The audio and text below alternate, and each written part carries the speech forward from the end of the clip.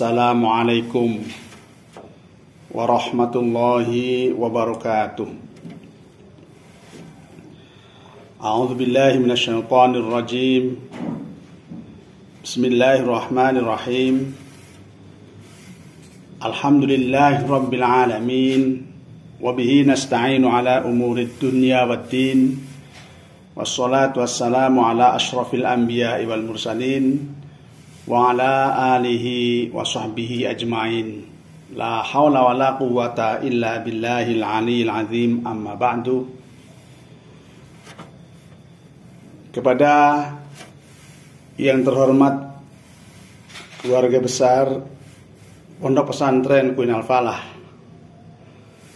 wabil khusus beliau Al-Mukarram Kiai Haji Ahmad Hasbi Munif selaku pimpinan Yayasan Al-Muttaqin,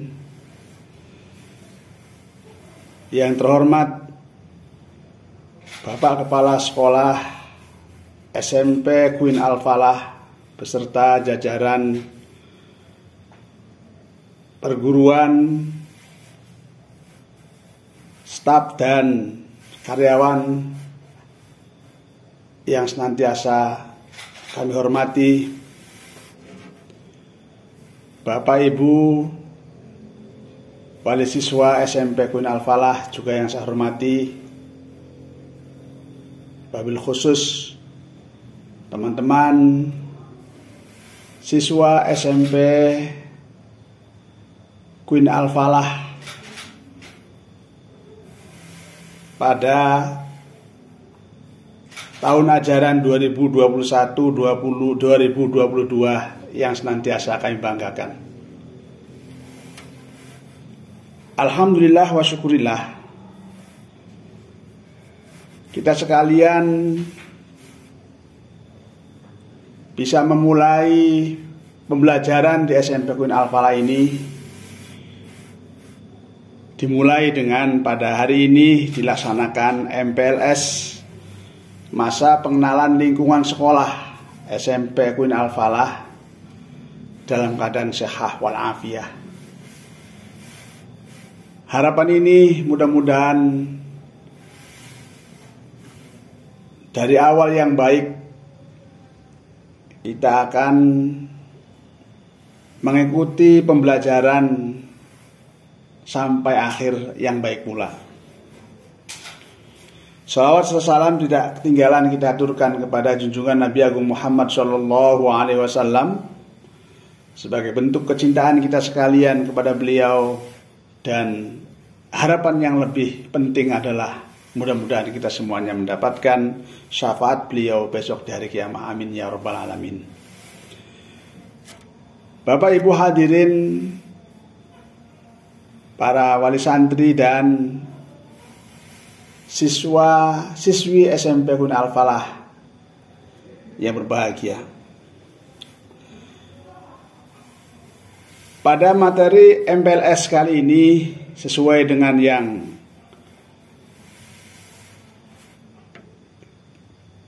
kami sampaikan tentang kaitannya sejarah bagaimana itu pondok pesantren berdiri di tengah-tengah kita sekalian. Pondok pesantren adalah merupakan lembaga pendidikan yang sangat kuno sekali di negeri ini, yang didirikan oleh para wali-wali yang menyebarkan Islam di tengah negeri kita tercinta ini.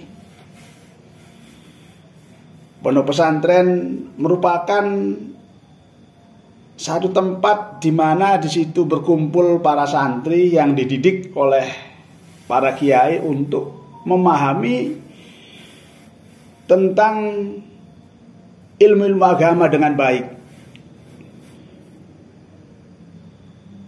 yang dimana mayoritas di pondok pesantren ini adalah dipimpin oleh pengasuhnya para kiai dan beberapa pembantunya, kemudian siswa-siswinya dikenal dengan istilahnya santri baik putra ataupun putri. Pondok pesantren merupakan salah satu dari tinggalan yang diwariskan oleh para kiai kepada kita sekalian, di mana pondok pesantren ini adalah menganut gaya yang cara nasab keilmuannya itu benar-benar jelas dari siapa ilmu itu dia dapatkan. Sebagaimana contoh pendiri pondok pesantren Al-Falah, beliau Al-Maghfurlah Romo Ki Haji Ahmad Jazul Usman. Di samping dari guru-guru yang lainnya, beliau juga termasuk salah satu murid Hadratus Syekh Hasyim Asy'ari Tafwirem. Kiai Haji Hasyim Asy'ari mendapatkan ilmu dari gurunya. Di antaranya adalah Hadratus Syekh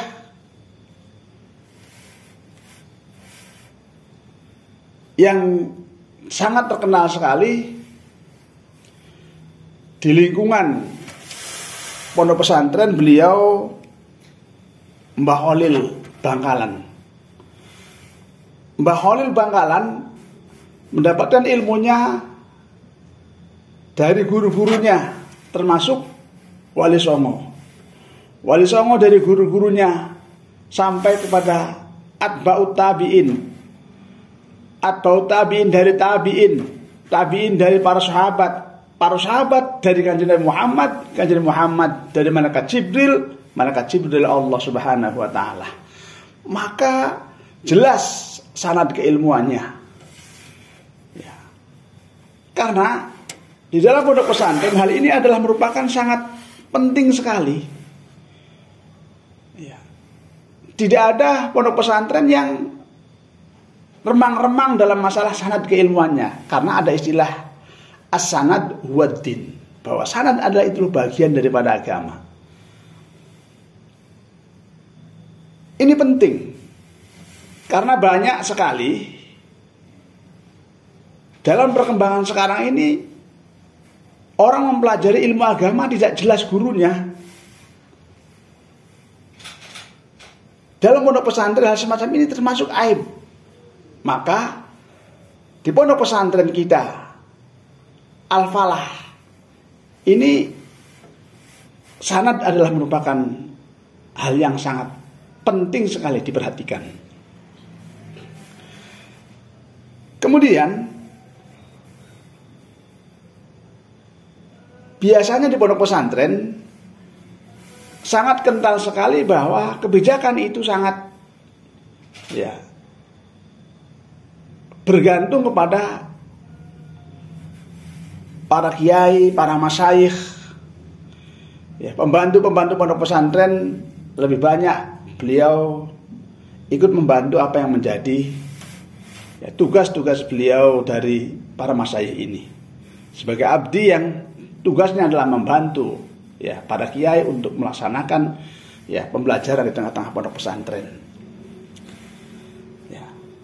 Kurikulum yang dilakukan di pondok pesantren ini masih menganut pada cara-cara bagaimana para sahabat belajar kepada beliau Kanjeng Nabi Muhammad SAW dengan cara menghafalkan, muhafadzah, guru menyampaikan, kemudian murid santri menghafalkan, kemudian juga ada sistem sorogan, ada sistem bandungan, kiai guru membacakan, kemudian santri memaknai dengan menyasai kitab-kitab yang biasanya dikenal dengan istilah kitab kuning. Itu bagian daripada pondok pesantren. Ada namanya muhafadzah, lalaran biasa di pondok pesantren itu dengan cara menggunakan hafalan-hafalan baik itu berbentuk nadhaman ataupun syiiran, karena ya bagian diantaranya daripada ciri khas pondok pesantren adalah dengan sistem muhafadzah, hafalan ya. Jadi kalau pondok pesantren tidak ada hafalannya, tidak muhafadzahnya, tidak ada kitab kuningnya, tidak ada pengajiannya, namanya bukan pondok pesantren. Di sini meskipun SMP Queen Al-Falah ini termasuk lembaga pendidikan formal, tetapi juga diajarkan di dalamnya adalah beberapa pengajian-pengajian ya ala thariqati ulama salaf. Ya, ada beberapa muhafadzah yang harus dihafalkan oleh anak-anak baik putra ataupun putri, ada beberapa pengajian yang harus diikuti oleh para siswa-siswi ya, termasuk diantara adalah pengajian-pengajian kitab kuning. Niki. Ya. Kemudian para siswa-siswinya yang dikenal dengan santrinya, dengan ciri khasnya yang sangat sederhana dalam berpakaian, sangat sederhana dalam gaya hidupnya, itu diantara adalah bagian daripada perilaku kehidupan ya para santri di pondok pesantren. Mereka tidak istilahnya glamor di dalam berpakaian atau tidak mewah dalam ya masalah makanan, cukup sederhana sekali, tetapi mesti demikian ya anak-anak di pondok pesantren ini alhamdulillah mereka mampu untuk menangkap semua ilmu dan pelajaran yang diberikan oleh para kiai dan para guru-guru yang termasuk ya di sekolah-sekolah formal yang ia ikuti ini. Dengan pakaian yang sederhana, yang laki-laki memakai baju takwa, berkopiah, kemudian pakai sarung, yang putri juga menggunakan ya pakaian-pakaian yang tradisional dengan baju kebaya, dengan pakai sarung, dengan berkerudung dan sebagainya, tidak mengulangi nilai kekhidmatan mereka di dalam belajar di pondok pesantren ini. Kemudian selanjutnya, di samping para siswa-siswi dan para santri mendalami ilmu-ilmu yang diberikan oleh Pak Guru dan Ibu Gurunya atau Pak Yai dan Bu Nyainya yang berkaitan dengan ilmu-ilmu agama, ada hal penting di dalam pondok pesantren yang lebih dari itu adalah mengenai akhlakul karimah. Sebab dikatakan bahwa al-adab fauqal ilmi, al-akhlak fauqal ilmi, bahwa adab, akhlak itu di atas daripada ilmu. Sehingga pinter kayak apapun ya, kalau tidak memiliki akhlak yang baik, maka itu bukan dari tujuan utama di pesantren ini. Sebab yang tujuan utama di pesantren adalah akhlakul karimah. Di samping juga ya, mendalami, mengkaji beberapa ya keilmuan-keilmuan agama yang diberikan oleh para kiai dan para gurunya. Akhlakul karimah adalah merupakan satu tatanan kehidupan bagaimana manusia memiliki aturan yang berhubungan dengan Allah Subhanahu wa taala. Bagaimana mereka ya melaksanakan kewajibannya kepada Allah dengan melaksanakan kewajiban-kewajiban, apakah itu sholat, haji, puasa, dan ibadah-ibadah yang lainnya sesuai dengan yang dianjurkan oleh agama, dan ibadahnya diterima karena menggunakan etika dan akhlak yang sesuai yang dikenal dengan hablum minallah.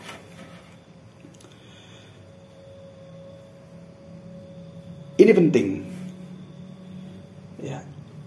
Ada lagi akhlak yang berkaitan dengan ya sesama manusia. Maka secara umum bahwa akhlak itu dibagi menjadi 3. Pertama adalah akhlak bagaimana seorang hamba kepada Allah Subhanahu wa taala sebagai zat yang menciptakan kita semuanya.